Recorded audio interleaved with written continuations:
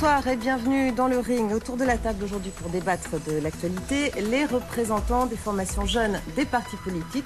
On commence avec vous, Camille Baudin. Vous êtes délégué général des Jeunes Populaires, c'est-à-dire de l'UMP. Antoine Détourné, vous êtes secrétaire général du mouvement des Jeunes Socialistes. Franck Faveur, vous êtes président des Jeunes Démocrates du MoDem. Pierrick Hanotte, vous êtes secrétaire général du mouvement des Jeunesses Communistes. Et Damien Abad, vous êtes président des Jeunes Centristes, c'est-à-dire du Nouveau Centre. Alors on va parler de la conférence sociale qui se prépare pour mercredi à l'Élysée. On va parler de la grogne dans les universités. Mais d'abord, la mobilisation dans les Antilles françaises, c'est-à-dire essentiellement en Guadeloupe, mais aussi en Martinique. Désormais, c'est le 27e jour de grève en Guadeloupe. Il y a des barrages routiers, une cinquantaine d'interpellations déjà, avec cette fois une mise en garde du collectif le LKP, le Comité pour la lutte contre l'exploitation outrancière, à l'origine du mouvement, qui prévient que le mouvement pourrait se radicaliser. Écoutez, le secrétaire d'État à l'Outre-mer, Yves Jégo, c'était ce matin chez nos confrères de France Inter. Nous sommes dans un pays où le droit de grève est parfaitement respecté, où la liberté de manifester est respectée, mais où la liberté de travailler doit être aussi assurée. Il n'est pas normal qu'un commando de 8 ou 10 personnes cagoulées terrorise un commerçant ou une entreprise qui n'est pas en grève pour l'obliger à fermer. Il y a des pratiques là qui sont des pratiques d'une autre époque.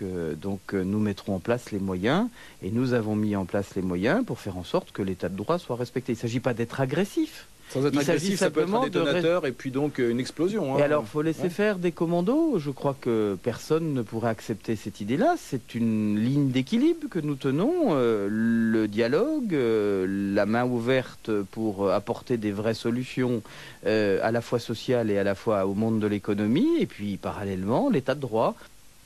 Camille Baudin, on le sent, hein, le ton se veut plus ferme, ça se durcit le mouvement quand même. Écoutez, je crois qu'il faut faire la part des choses dans ce dossier très sérieux qu'est la crise en Guadeloupe. Il y a d'abord les revendications salariales qui sont actuellement traitées par 2 médiateurs et les organisations syndicales et patronales. Et puis, il y a cette gronde de fond qui menace actuellement de se tendre. Et alors, sur ce dossier-là, je pense que ça touche à la société, à l'économie, au tissu structurel, au tissu économique de la Guadeloupe. Et sur ce dossier-là, je crois que Yves Jégo, dès samedi, a rencontré la haute autorité de la concurrence parce qu'il s'agit de mettre fin à une situation de monopole en Guadeloupe et donc de revoir à terme, à long terme, le tissu économique structurel en Guadeloupe. Donc la première chose, c'est les négociations salariales. Et la deuxième chose, c'est à terme transformer en profondeur l'économie, la structure économique de la Guadeloupe. Vous l'avez bien dit, il y a un problème de fond et un problème, on va dire, de forme, en tout cas de négociation avec les 2 médiateurs. Peut-être d'abord parler du problème de fond, la hausse des salaires. Le gouvernement est dans une position très difficile, c'est-à-dire il dit on ne va pas alléger les charges pour les entreprises pour aider les patrons à faire des hausses de salaire, et en même temps, s'ils refusent ça, le conflit s'enlise et se durcit.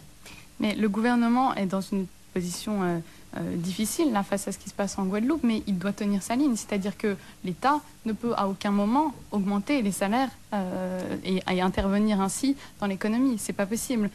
L'État, son seul rôle, c'est d'être le médiateur, d'organiser la négociation.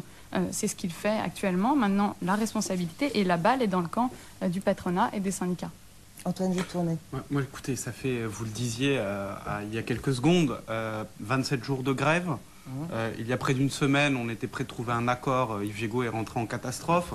Je pense que maintenant, il y a un changement dans la logique du gouvernement. C'est que très clairement, il a fait le pari de l'irresponsabilité et du pourrissement. Parce que quand on voit ce qui s'est passé, notamment ce matin en Guadeloupe, avec des manifestations qui sont passées un cran au-dessus en termes de blocage.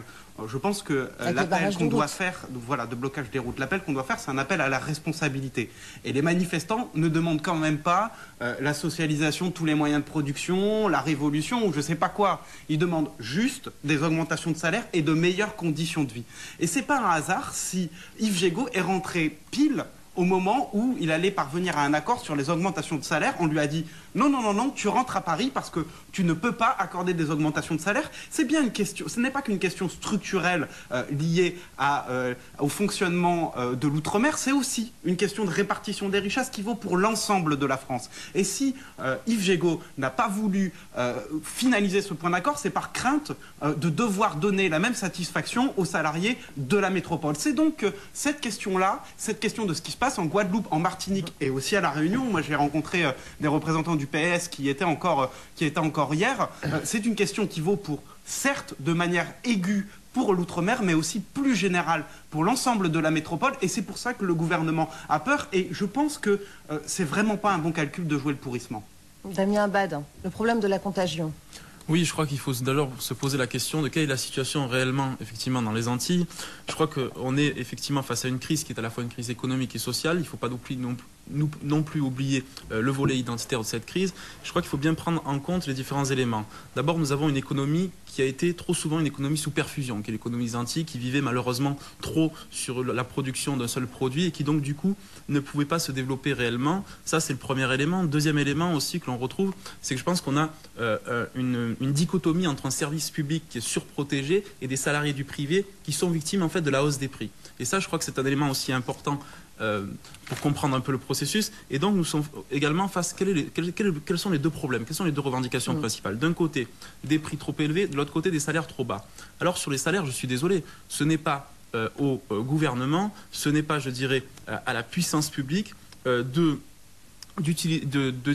d'augmenter, de décider d'une augmentation des salaires parce que ça se fait sur le dos des contribuables. Vous avez déjà suffisamment fait sur le dos des contribuables, donc ça se fait sur le bien sûr que le si. gouvernement peut très bien dire je conditionne les exonérations de cotisations sociales à l'augmentation des salaires. C'est ce que propose le Parti Socialiste. Ça se fait? Mais ça non, se fait. je suis désolé. Vous savez à quoi ça sert les allègements de charges sociales? Ça sert à l'emploi, ça ne sert pas à augmenter les salaires. De toute évidence, ça ne sert plus à l'emploi en ce moment. C'est un peu vrai.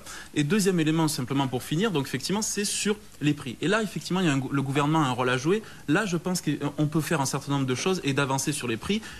Camille parlait effectivement de la concurrence. Je pense que l'autorité de la concurrence a un rôle à jouer là-dessus. Il n'est pas normal qu'il y ait un certain nombre de distributeurs qui puissent se faire des marges, je dirais, sur le dos des consommateurs. Et ça, effectivement, et je crois qu'on est tous d'accord là-dessus autour de la table, sur ce point-là, la hausse des prix trop forte par rapport à ce que ça pourrait, à ce que la réalité de l'économie de marché doit nous permettre de dire qu'il faut réguler ça et en tout cas il faut trouver des solutions et l'autorité de concurrence a un rôle à jouer, un mécanisme de sanction et d'investigation qui doit être renforcé. Voilà ce qu'on peut faire pour développer et encourager l'économie des Antilles et surtout développer l'économie locale parce que c'est de là qu'on ressortira et que la croissance pourra être retrouvée en développant l'économie locale. C'est vraiment un aspect important. Franck Faber.